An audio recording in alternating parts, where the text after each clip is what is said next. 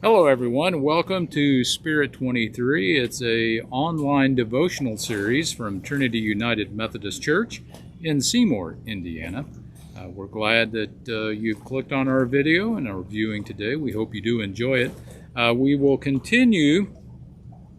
Actually, we'll kind of bounce back and forth this week between Book 2 of The Chosen and Calm Moments for Anxious Days with Max Lucado.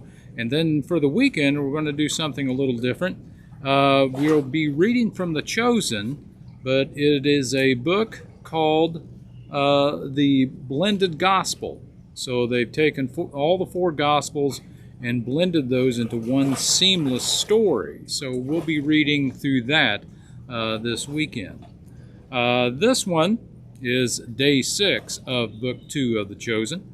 And it starts with a verse from chapter 4, verse 10 through 12.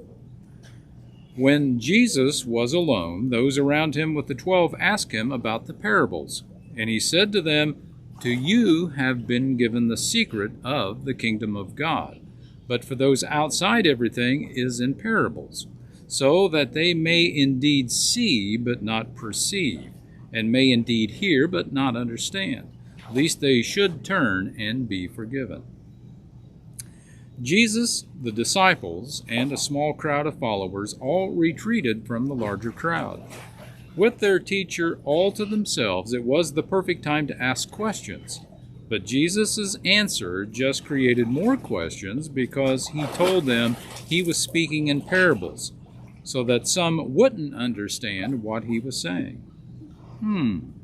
What now? Why would Jesus want some people to not understand?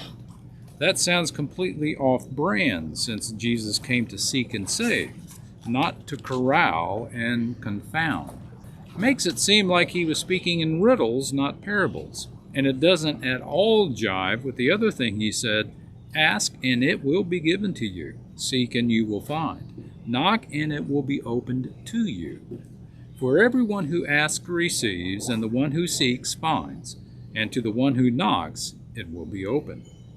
Or does it totally jive? The disciples were seekers. They were so convinced Jesus was the Messiah, they left their lives to follow him and become his students. They were in training to someday go out and do what he was doing, to teach and heal and lead more people to him. But for now, they were sitting with him apart from the crowd, asking difficult questions and working hard to understand his answers, observing his manner, and pondering all they were witnessing.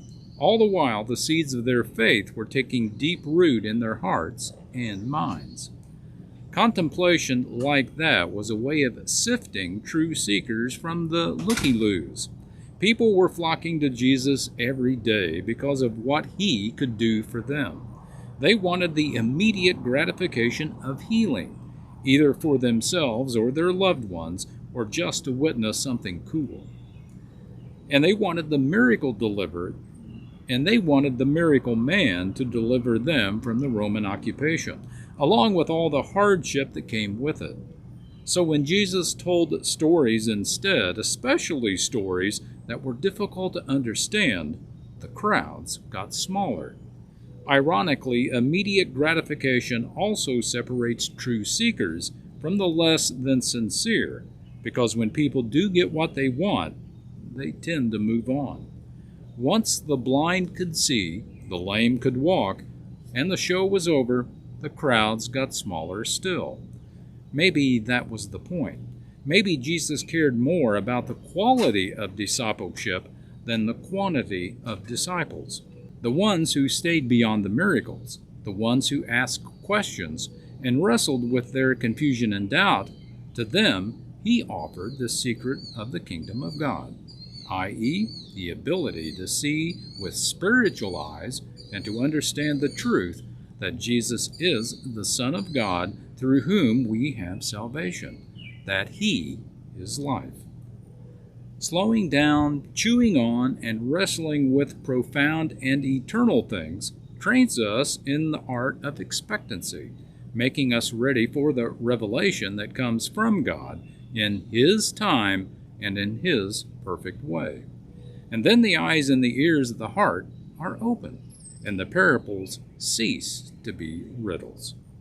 Our prayer focus today: pray that God would give you more wisdom and discernment to understand His Word, and ask for patience to wait on Him as He faithfully reveals His truth in His time.